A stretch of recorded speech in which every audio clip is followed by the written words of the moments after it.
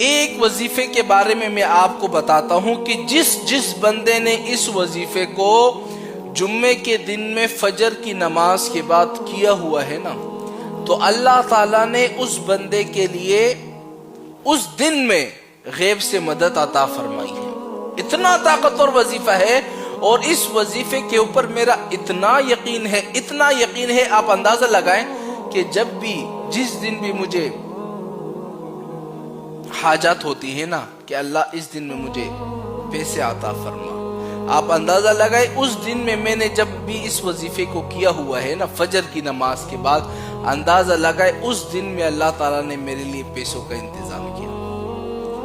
ایسا طاقتور وظیفہ ہے، اور یہ وہ وظیفہ ہے جو کہ رسول اللہ صلی اللہ علیہ وسلم کی بتلائی ہوا وظیفہ ہے۔ بھئی آپ لوگوں کے رزق میں تنگی ہے، پیسے آپ کے پاس موجود نہیں ہیں، کرائے کے گھر میں آپ رہتے ہیں، اس کے علاوہ آپ کی کتنی حاجتیں ہوگی،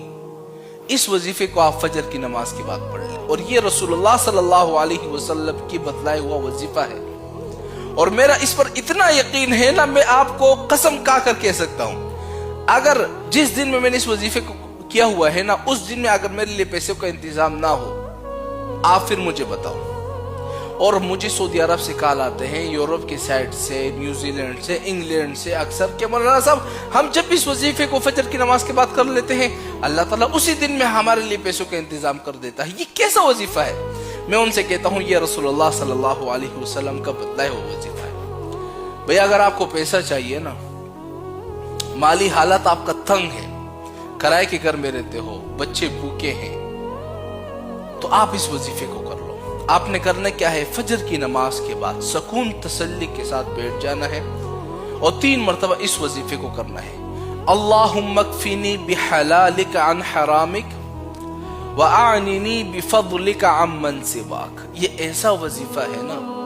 جس دن میں نے اس وظیفے کو کیا ہے، اللہ تعالیٰ نے اس دن میں پیسوں کا انتظام کیا۔ آپ چاہتے ہیں اللہ تعالیٰ آپ کے لیے رزق کا انتظام کرے، پیسوں کا انتظام کرے، اسی دن میں فجر کی نماز کے بعد اس وظیفے کو صرف 3 مرتبہ پڑھو، اس کے بعد دعا کرو یا اللہ مجھے پیسوں کی حاجت ہے، پیسے چاہیے، یا فلاں کام ہے، اسی دن میں اللہ تعالیٰ آپ کو پیسے کا انتظام کرے۔